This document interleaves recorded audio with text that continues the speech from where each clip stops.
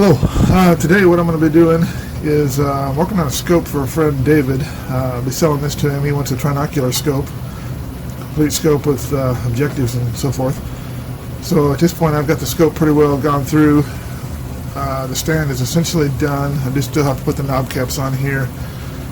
And I also need to take this apart and check and set the collimation of the lighting, because I did not do that when I had it apart, so I kind of have been saving that so I can make a video of it. So here we are today, ready to do that. The thing I want to do first is take off this substage assembly to get it out of the way.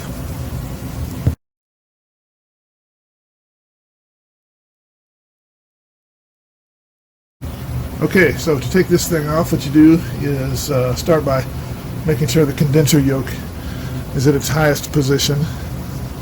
Then take your coarse focus knobs and basically run this down to the bottom, about as far as it'll go.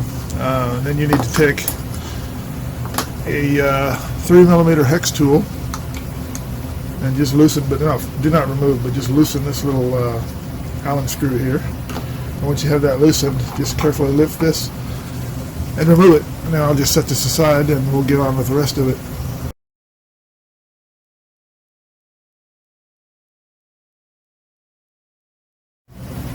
Okay, the next step, turn around, make sure that the lamp house is off. If there's a lamp house here, you need to take it off, because what we need to do is we need to remove the electrical base from the stand. And to do that, what I do is lay it on its back. Then I take a 4mm hex tool, and there's 4 screws here. Just simply remove those.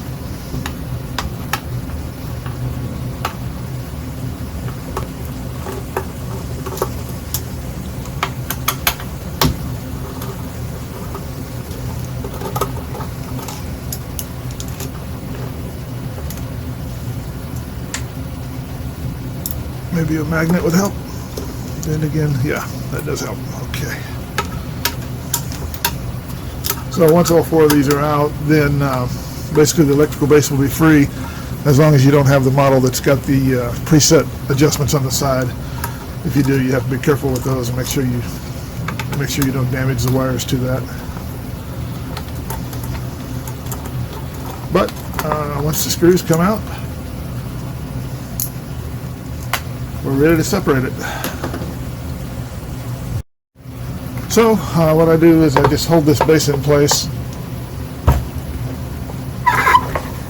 set it on the bench, and since we do not have preset here, all I have to do is just grab the stand, lift it straight up, and it's free at this point from the electrical base, so I can set this aside for safekeeping and continue working on this.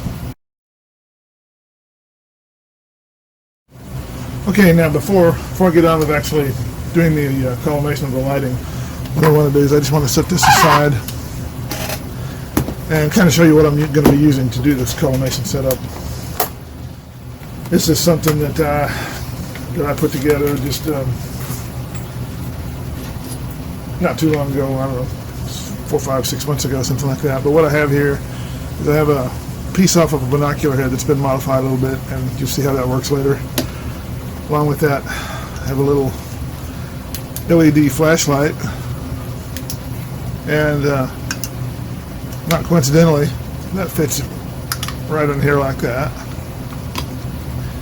I also have another flashlight here that also would work. I have here what used to be a 100x objective. I think it was an old American Optical Spencer, something like that. But at this point, all it is just an objective. All the optics have been taken out, so it just functions as a hole, as a pinhole. There's a little hole in the bottom of the objective, and we shine the light through that. And this is a BHT stand, so it does not have the stand does not have a nose piece. So I'll be using this. It's a little nose piece that I can slide on there and mount up the objective. And the last piece I need is this guy here, and if you're familiar with BH2s, it'll look familiar to you. It's the inlet optics on the back of this thing. However, this one's been modified. Instead of functioning as an inlet optics, it's been modified to be a centering target. You can see this little crosshatch here, and you'll see how that works later as well. But basically that's all the tools I'll be using, so let's get on with the adjustments.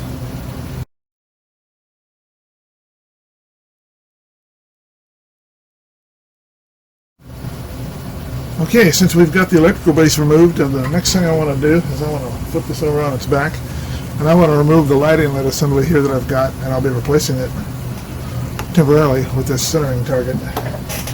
And see if I can zoom you in just a little bit closer. There are 2 hex screws here. These require a 1.3 millimeter tool to take them out, and these screws tend to be secured in with thread locker. I don't think it's really Loctite, but thread locking adhesive. So what I want to do is I want to put a piece of paper towel under here so that I can protect my bench top from the solvent that I'm going to use. Then I'm going to take a little bit of acetone, put a little drop of acetone on both of these, and don't put too much on there because the excess will just drop off anyway. But just let that acetone work for a little bit. And acetone dries fast, so you kind of have to keep adding it to it to keep it wetted. But if you do that, it doesn't take too long before you'd be able to get this 1.3 millimeter hex tool in there and loosen this up. Yeah, so these are loosening. This one at least is loosening up just fine. So I'm going to go ahead and take this all the way out, and you'll see why later. And do the same thing for the bottom if it'll come out. Yes, it is coming out as well. Okay, so those screws are out. So now what I want to do is just turn this on its side or something so that you can see it. Zoom back in a little bit, and what I want to do is I want to slide this centering target, just take it out, set it aside, and at this point I'm going to take this, I call that a centering target, this is actually the light inlet assembly, and for whatever reason, I don't know why, but the thing is just totally covered in oil and grease, and we'll have to clean that off before we put it back in. And as well, this bore here, I should probably clean that. I think I'm going to do that before I even put my centering target in there, just so I don't muck it all up. So let me do that. I'll do that off camera and I'll be right back.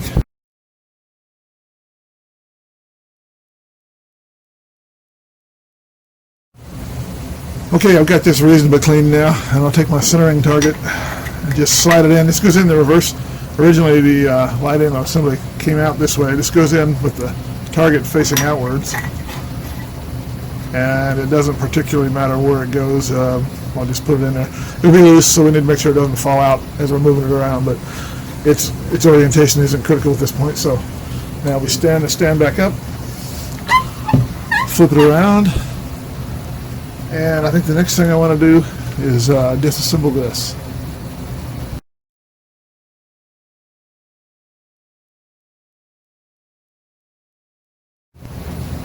Okay, the first thing I want to do is I want to take this off, and to do that, there are 3 little JIS screws here, little Phillips looking. They're not really Phillips screws, but they look similar to Phillips screws. So to take those out, I want to take a suitable JIS screwdriver. Just go in here, loosen and remove all 3 of them. And since this thing has already been taken apart and cleaned, you know, that's nice. If you were working on an old scope and doing this, you'd probably want to clean this thing all up and everything before you put it back together. You'd want to clean and re-lubricate it, but it should not be necessary in this case. So once these 3 screws are out, this center piece here, little filter holder that the 45 millimeter filters drop into, that comes out. Set that aside. And this ring here comes out. Comes off, I should say. And set that aside. Okay. So I think we're pretty close. And so now what we have to do is take this, there's 3 screws here. Just loosen those, but do not remove them. I just want to loosen these up to the point where this thing will move around on the screws. So loosen those up with my JIS screwdriver. And now as you can see, this thing is moving. You can probably hear that.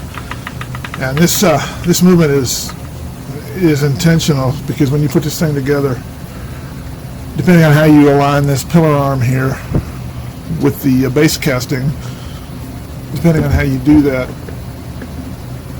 the center axis of the objectives may not exactly line up with everything, because there is some potential for movement here. So what you do is you adjust this pillar arm so that it looks nice and straight, it's evenly matched, and everything looks good.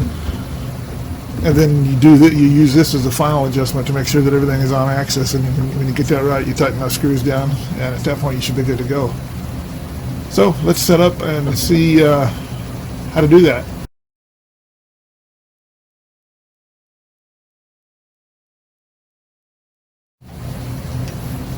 I have here this little turret nose piece and my pinhole objective. If I get this guy out, I don't know if you can see it or not, but there's literally nothing in there. It's all the guts have been removed, and there's literally just a little hole there. So if you hold up the light, you'd be able to see right through it. So all I do is I just screw this into one of the positions on the nose piece. Okay, then I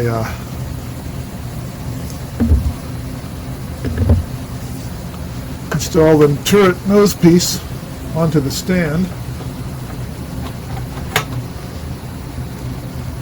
Lock it down so it's in position, not going anywhere. Okay, now what I do is I rotate this this objective so that it's right above the lens down there, shine it straight down onto it.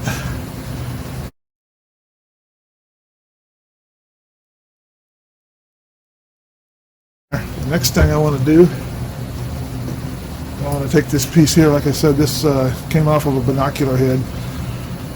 I took the prisms out of it and ground off all the metal features that were there to mount the prisms. Then I bonded this little ring to it. I epoxied it on with black epoxy, as you can see. The whole idea of that is now I can put this right there. Then I can take my LED flashlight that I've got and I can put it right on top of there. And essentially at that point I'm shining a light right straight through here, through this pinhole, through this lens. It'll get reflected by the primary surface mirror in there. It'll go back through the field diaphragm. It's an iris diaphragm, functions as a field diaphragm, and then it'll hit the back centering target, and we should be able to see what the relative alignment of all this stuff is.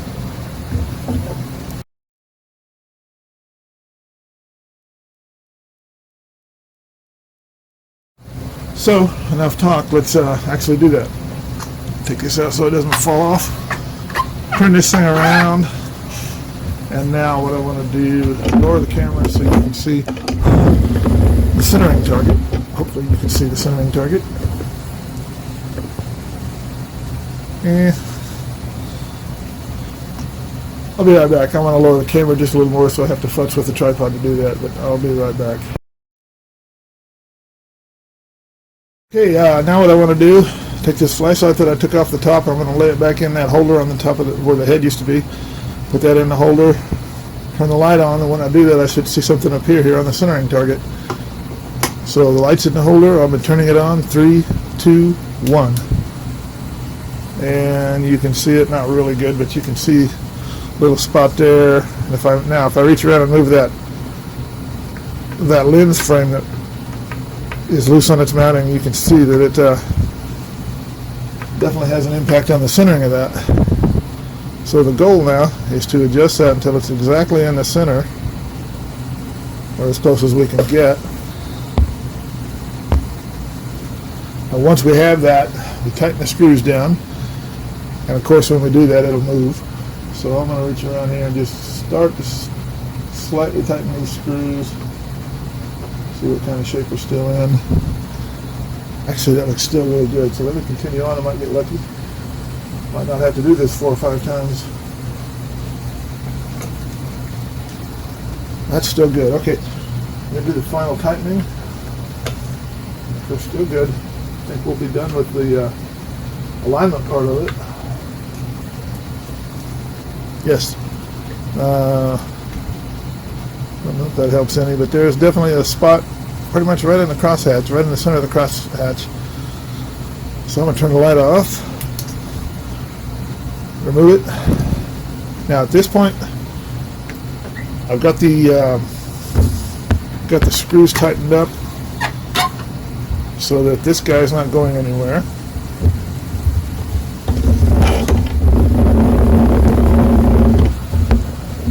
So eventually I'll put this together, but at this point what I want to do is I'm going to come back here and focus on this centering target.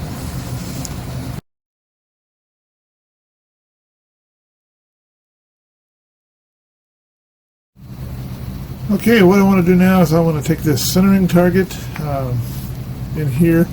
I want to remove that and replace it with the actual light inlet assembly that's supposed to go there. So let's lay this guy on its side. And the first thing I want to do is just take this out and set it aside. Now it's time to install the new one. You can see there's a couple holes here that are machined into the barrel of this surface, and then inside of that, if you look closely, you can see a couple bite marks, and those are essentially witness marks as to where the set screws have bit into this thing when it was put together originally. And so I will use those when I put this back in. I'll use those to do the final alignment. That way this will be put in exactly the same position that it was removed from. Okay, so let's start making sure that this slotted end here is facing out. Slide this in the barrel. Slide this in the bore, I should say. And approximate alignment is such that these flats align with this flat here, like that. Let me get just a little bit closer. Maybe it'll be a little easier to see it.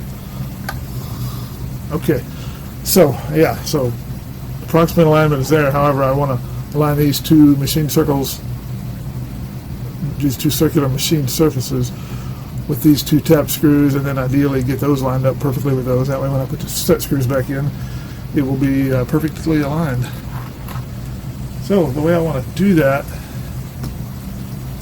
is basically I'm just going to take a flashlight, try to peek through those holes there, and what I want to do is just play around until I get perfect alignment, which I believe I'm seeing now.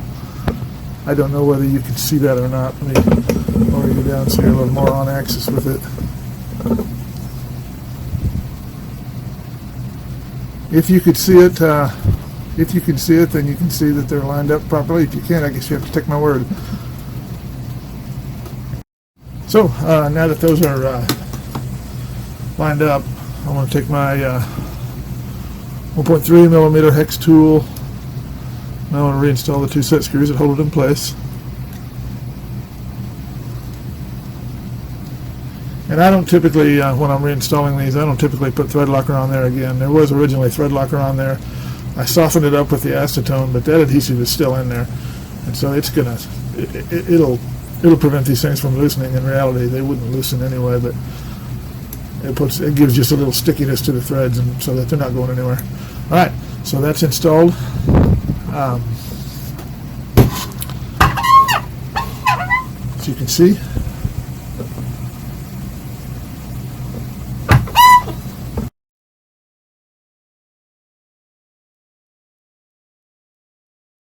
and I want to go ahead and take this off.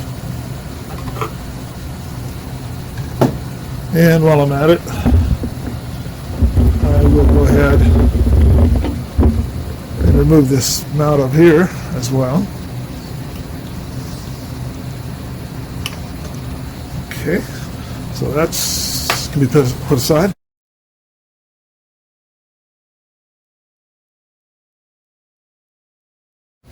Okay, to start with, I'm going to take this little knurled collar, and there's a geared section here that goes towards the back, facing this way, and drops in. And then as you rotate this gear meshes with the gear on the field diaphragm and opens and closes that field diaphragm. So to start out with, let's just center this gear like that. And then we take the filter holder. There's 3 screw holes here. I want to drop it in and just pretty closely align these 3 screw holes with the tapped holes in there so that this is in the proper position.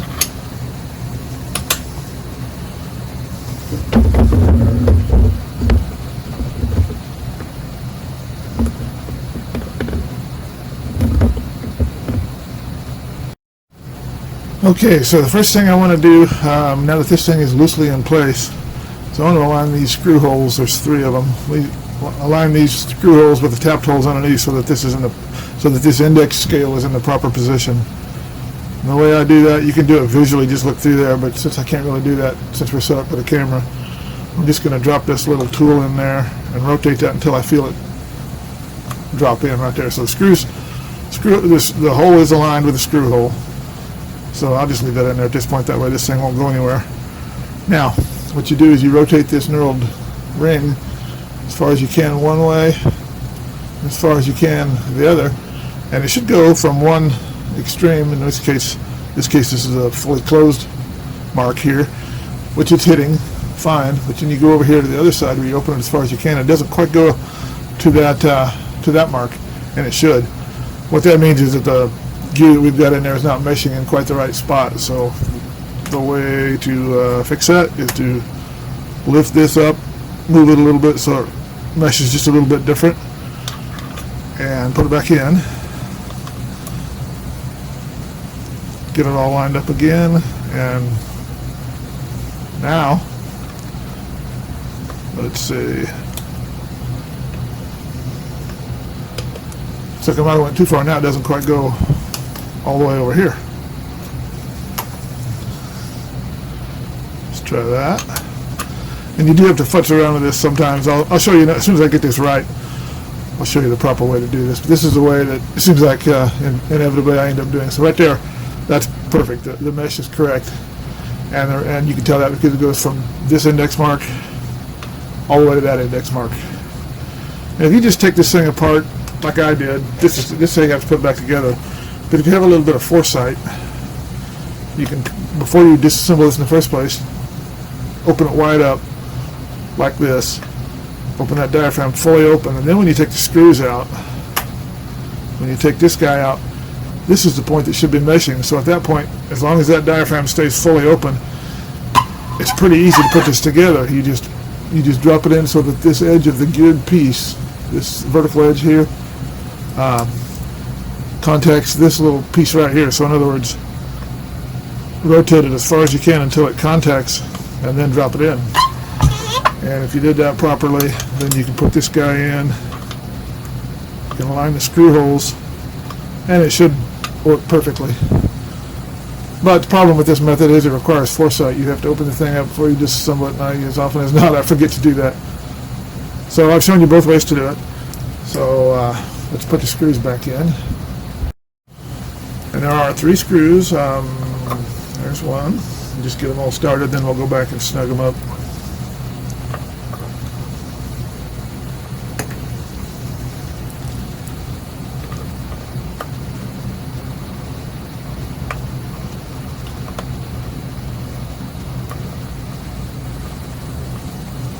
Okay, so now those are tight.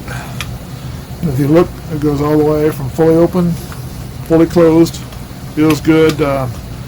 That's ready to go.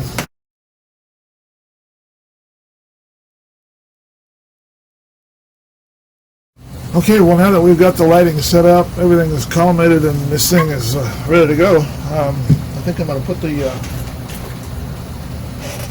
electrical base back on it. Let's see, we've got these guys tightened up. The electrical base just needs to go on. Put the substage back on, we'll be ready to go. So the way to put the electrical base on, as long as you don't have that preset switch, this is the easier configuration. Basically just lay this down, lower this carefully, proper alignment so that you don't damage anything underneath here. And you also want to make sure you don't pinch any of the wires when this goes together. Once you get that in there like that, then you can hold it in place, lay it on its back, then you'll be ready to start these screws. And so you take a 4mm hex tool,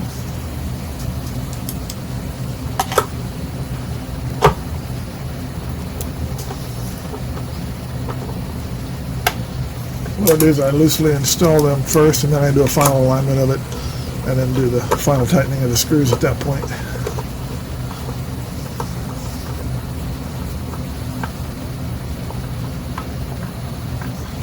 Okay, that's 2. Number 3.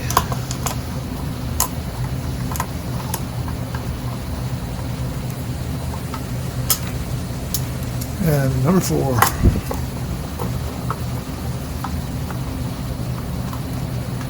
Okay, now that they're all in there loosely, I just want to, what I do is I usually just sight off the rubber feet coming through these holes and just center it up. And in this case it looks pretty centered to begin with, so I'm going to go ahead and tighten these down. All 4 of them. And once we have that, the electrical base is secure.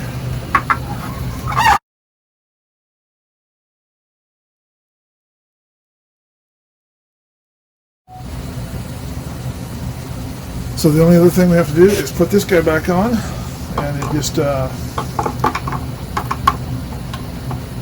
carefully line it up, slide it down, take a 3mm hex tool, snug it down, and at that point it's on there. And so now this is in the shape it was at the start of the video, except now the substage lighting is properly collimated. And so this scope can be put together. I need to put a condenser on it, stage, head, turret, objectives, lamp house, and test it all out. And if it's good, then I take it all apart, package it up, and ship it out to David.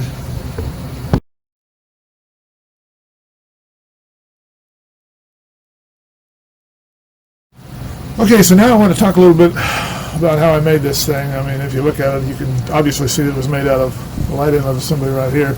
What I did is I got a spare one of these. For me, these are not in short supply. For you, they might be a little more difficult to find. But they can be found, or alternatively, if you have a couple scopes to align, you can take one of these out of one of your scopes, disassemble it, make yourself one of these, do all your alignments, and when you're done, put it back together to this configuration, drop it back in your scope, and if you do that, Bob's your uncle and you should be good to go. But how do you do it? Okay, let's start out on this end of it. This piece right here, this is an adiabatic infrared glass filter, and it's basically a thick piece of glass. It's clear as opposed to the frosted elements that are in there. And it's held in place by a little metal retaining ring with a couple notches in there. And I just use a tool like this, available on Amazon for 20 bucks or less. And if you get these things adjusted to just the right distance apart, it will fit in there.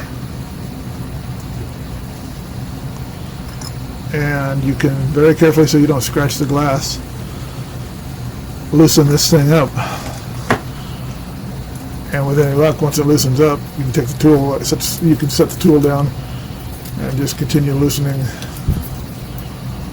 with your fingers until this comes off. Alright. I'm going to set a paper towel here to lay these pieces on.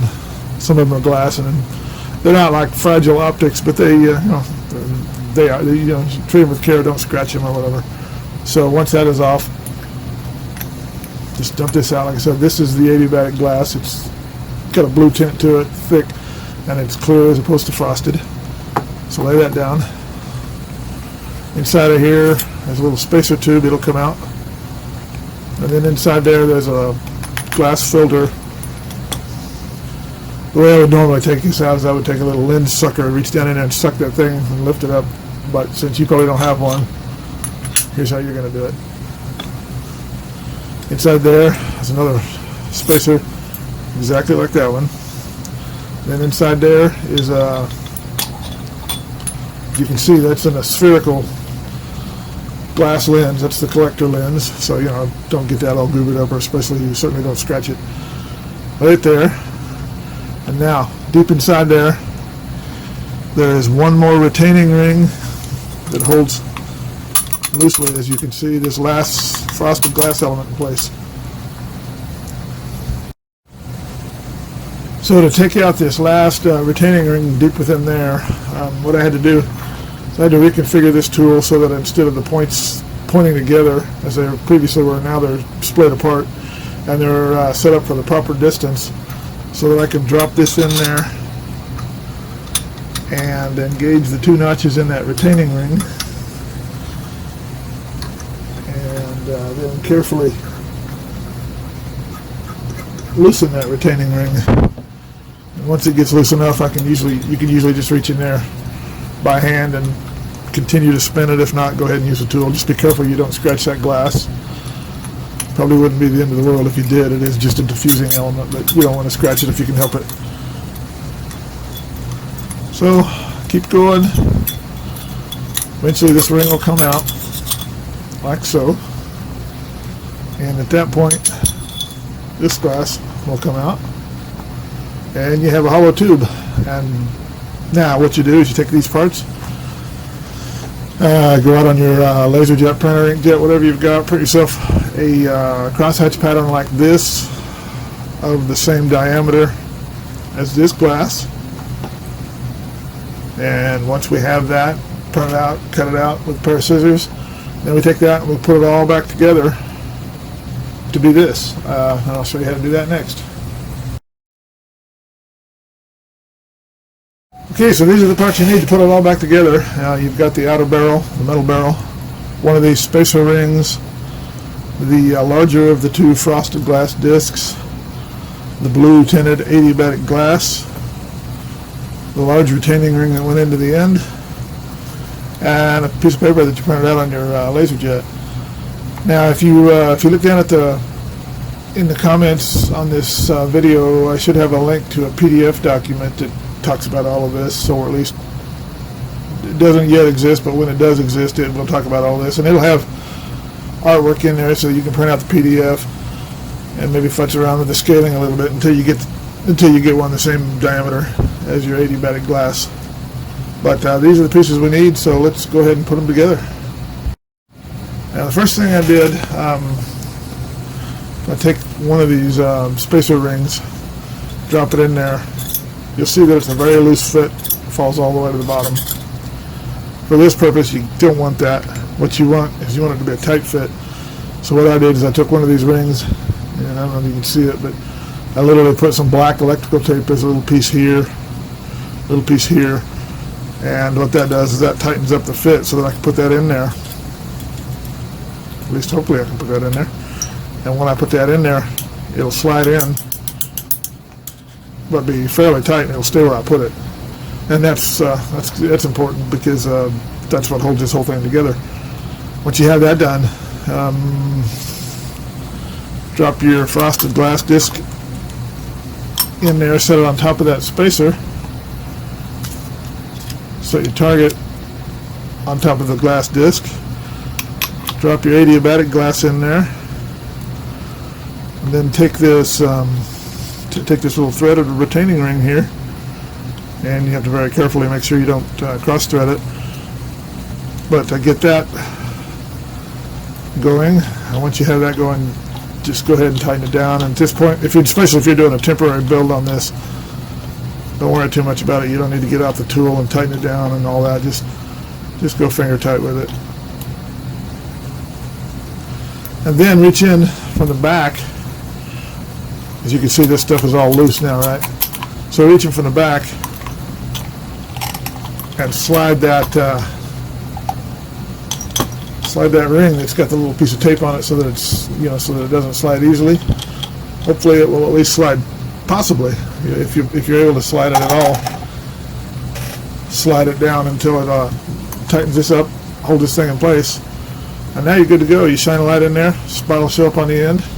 You do all the alignments you need. When you're done, put it all back together the reverse of the way you took it apart, and you're good to go.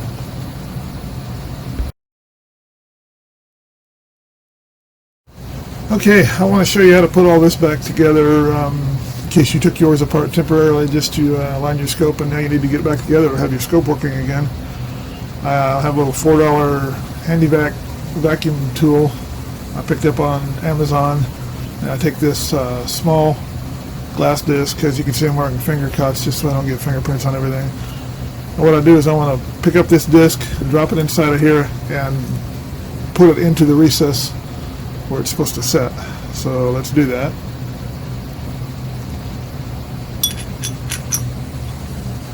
And once I'm in place, I squeeze it to release it and make sure it's in the recess, and it looks like it is. That's step one. So now with the glass in place, sitting in the recess, I take the smaller of the two retaining rings, make sure the slots are facing up, and drop this in there, and then just by hand I just mess around with it until the threads engage, and once I do, I just tighten it up. I'm going to do that off camera because this can be really futzy and it's hard to do with the camera in front of me. My elbow keeps hitting the camera and I just never get there. I take endless takes, and there's a lot of profanity you don't hear, but rest assured it's there. Okay, without the camera in the way, it took about 3 microseconds to get that to start. And yet with the camera in the way, it can take 4 days and never start, so, go figure. So what I'm doing is I'm, by hand, just tightening it down as much as I can. And once I do that, got this tool here, still set up for this particular ring. So I go ahead and snug that down. And even though that's snug down, you'll see that this disc is a loose fit. And that's how it was when we took it apart. That's how they always are. And that's intentional because this sees such high temperatures from the bulb. If it were actually tightened down, there'd be a possibility that heat expansion would crack that element. So that's intentionally loose. So now that this glass is held in place, I want to put in the element here, this collector lens. Kind of my strategy is going to be to hold it upside down and hold this upside down and kind of press this into it. Got to be real careful because it's a pretty tight fitting lens, and if you don't go exactly right, it'll bind up and really frustrate you. Actually, this time it actually went in. Amazing. I was afraid I was going to have to do that one off camera as well, but it actually worked. Okay, that's step 3, I guess. Okay, for the next step, pick either one of these spacer rings, drop it in. Then I'm going to take my suction tool, pick up the large glass disc, lay it on top of the ring, like so. And next, the last spacer ring goes in. Adiabatic glass, the blue tinted clear glass, goes on top of that. And the last thing is this retaining ring. Make sure the slots are facing up. Put it in position, and just by hand, making sure you don't cross thread it, just play around with it until the thing goes into thread, until the threads go into engagement.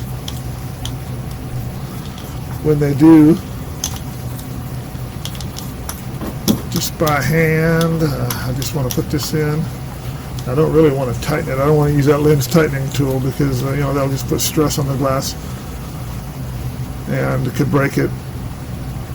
So I just put it in by hand tight, blow off the dust on it, and this thing is ready to go back in the scope.